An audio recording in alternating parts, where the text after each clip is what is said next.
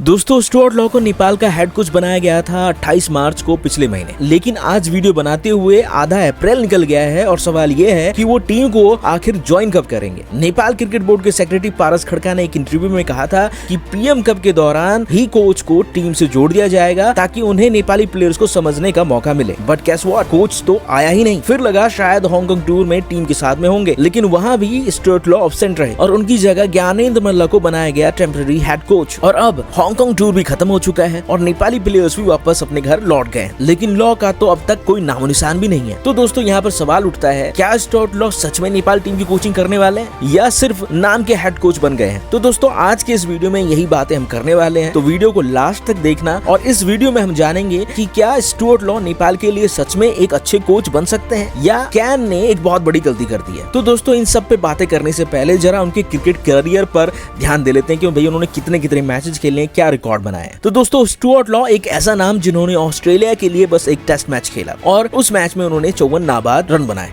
और 54 ही ODI matches उन्होंने खेली हैं, जिसमें कि उन्होंने 1237 रन बनाए हैं, एक सेंचुरी और 7 हाफ सेंचुरीज मारी हैं। और जो उनका एवरेज रहा है दोस्तों वो 26.32 का एवरेज रहा है। उनका इंटरनेशनल करियर तो लिमिटेड रहा, लेकिन डोमेस्टिक में उन्होंने आग लगा दी थी। क्वींसलैंड के लिए 50.52 के एवरेज से 27,000 प्लस उन्होंने रन बनाए हैं, 79 सेंचुरीज उनके नाम पर है और उन्होंने 5 शेफील्ड शील्ड टाइटल्स अपनी टीम के लिए जितवाए हैं, जिसके लिए उन्हें रन मशीन कहकर भी बुलाया जाता था। बस आप ये समझो कि चांस नहीं मिला, वरना लॉ काफी बड़ा नाम बन सकते थे। तो दोस्तों ये तो रहा उनका खेल का करियर। अब बात कर लेते हैं उनकी कोचिंग करियर की, तो जहां उन्होंने 2011 वर्ल्ड कप में श्रीलंका को फाइनल तक पहुंचाया और बांग्लादेश को भी एशिया कप 2012 के फाइनल तक पहुंचाया। और सबसे जो रिसेंट उनका एक उपलब्धि वो है यूएसए को T20 वर्ल्ड कप के सुपर 8 तक ले गए और पाकिस्तान को हराया। तो दोस्तों लॉ का जो एक मेन फीचर है वो है लॉ हर टीम में एक स्ट्रक्चर, डिसिप्लिन और प्रोफेशनलिज्म लेके आते हैं और यही दोस्तों नेपाल को भी चाहिए। दोस्तों जहां हम इनकी उपलब्धियों के बारे में बात कर रहे हैं, वहीं पर कुछ कॉन्फ्लिक्ट्स और कंट्रोवर्सीज भी इनके साथ में जुड़ी हैं दोस्तों। एज अ प्लेयर इनका जो पहला कॉन्फ्लिक्ट जो आया दोस्तों वो आया 1996 से 2001 के बीच में, जब ये एसेक्स से डोमेस्टिक गेम खेल रहे थे दोस्तों। इन्होंने डोमेस्टिक में रन तो बनाए, लेकिन एसेक्स में उनका टीम मैनेजमेंट के साथ में क्लैश हुआ और उन्होंने क्लब ही छोड़ दिया। फिर बात करें 2017 से 2018 के बीच में, जब ये वेस्ट इंडीज की कोच रहे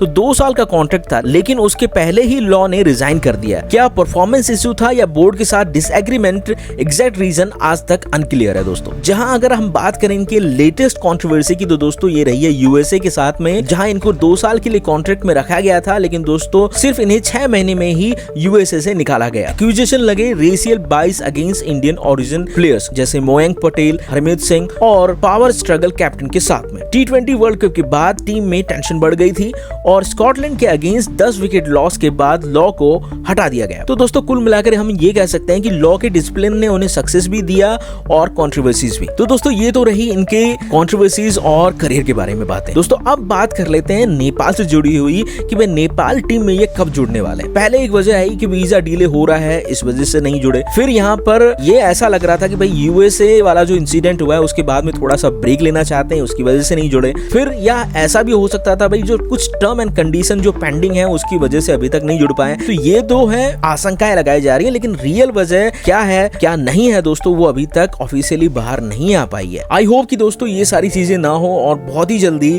ये टीम को ज्वाइन कर लें। और दोस्तों नेपाल की तरफ से देखें तो नेपाल के पास में टैलेंट की कोई कमी नहीं है। संदीप, कुशल, दीपेंद्र, आसिफ सब में दम है, पर अब चाहिए एक सिस्टम, प्रोफेशनलिज्म और एक क्लियर डायरेक्शन। स्टुअर्ट लॉ वो बंदा है जो ऐसा कर सकता है। अब बस कंडीशन ये है कि उन्हें फुल सपोर्ट मिले और टीम उनका डिसिप्लिन एक्सेप्ट करे, नहीं तो नेपाल एक और शॉर्ट टर्म कोच एक्सपेरिमेंट का एक शिकार बन सकता है। अब आप बताओ क्या स्टुअर्ट लॉ नेपाल के लिए परफेक्ट कोच हैं या बोर्ड ने एक रिस्की डिसीजन लिया है? दोस्तों आपका जवाब कमेंट बॉक्स में लिखना मत भूलना और अगर वीडियो पसंद आई हो तो लाइक करो, शेयर करो और स्पोर्ट्स वर्स को सब्सक्राइब जरूर कर लेना।